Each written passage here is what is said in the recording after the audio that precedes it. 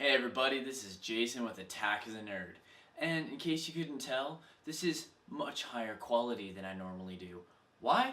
Because I just discovered how to connect my Canon Rebel T2i to my computer and record via my computer, allowing me to control my autofocus, which was the only reason why I didn't use this camera before. So from now on, whenever I do a movie review, a game review, a tech review, or a rant or anything, you're going to be seeing it in this glorious 1080p, high definition, fantastic depth of field video. It's going to be great. So today's episode is going to be kind of short because I only really have one thing to talk about, and I have just completed it. Harley Quinn's Revenge, the story-driven DLC for Batman Arkham City.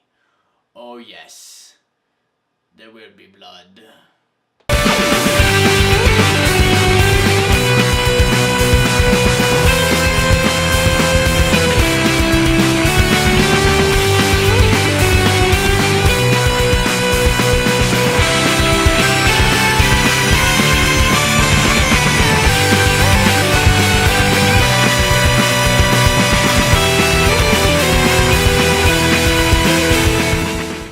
So as many of you may or may not know, today marks the release of Batman Arkham City's first story-driven DLC, entitled Harley Quinn's Revenge. I am going to be reviewing this DLC, however there is going to be spoilers as this DLC is directly related to the ending of Batman Arkham City. If you have not beaten Arkham City yet, I highly suggest not watching this preview.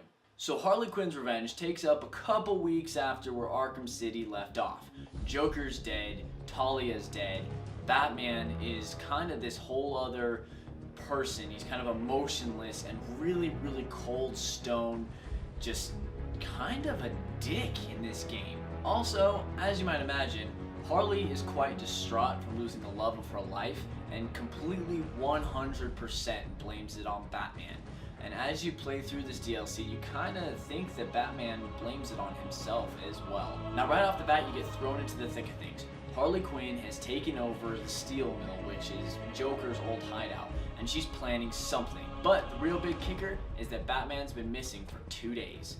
Naturally, Robin, the boy wonder, goes in to look for Batman and hopefully save his friend and mentor's life with the help of Oracle and some really neat gadgets. So you do get to play as Robin, and if you've downloaded the character of Robin for the challenge maps, he has all the same movesets, all the same weapons and stuff, and he can turn his freaking staff into a shield. It's really cool, and it makes for some really neat encounters in the game. There are a couple of drawbacks to this DLC. It's very linear and very story driven in the sense that as Robin, even as Batman, you cannot go through any part of Arkham City.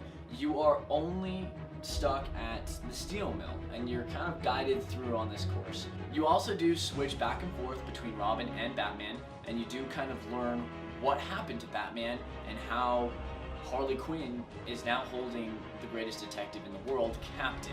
This DLC is not long by any means. It's about 2 hours long. There are 30 Harley Quinn balloons that you can find throughout the Steel Mill, which are really cool, but not nearly as difficult to find as the Riddler trophies. Overall, this is the kind of DLC that I want to see games doing. I'm tired of games pumping out DLC for, oh, you get an extra weapon, and oh, you get an extra costume for $6 or $5 for a weapon, or $5 for a new multiplayer map. I'm quite sick of that. I spent $60 on a game that I want to invest a lot of time in, so I would love it if studios could appreciate that and do what Rocksteady just did and spend 6 months creating a refined, awesome single-player experience that builds off of the main story. Because that's exactly what Harley Quinn's Revenge is, and it's what it does, and it does it so fantastically well. I'm going to go ahead and give Harley Quinn's Revenge, the DLC expansion for Batman Arkham City, 9 nerd stars out of 10. That's my review of Harley Quinn's Revenge, the DLC for Batman Arkham City.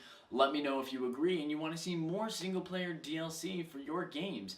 Or if you disagree, let me know in the comments down below. I'm Jason, and this has been another excitingly awesome episode of Attack of the Nerd. I hope you guys have a nerdgasmic day.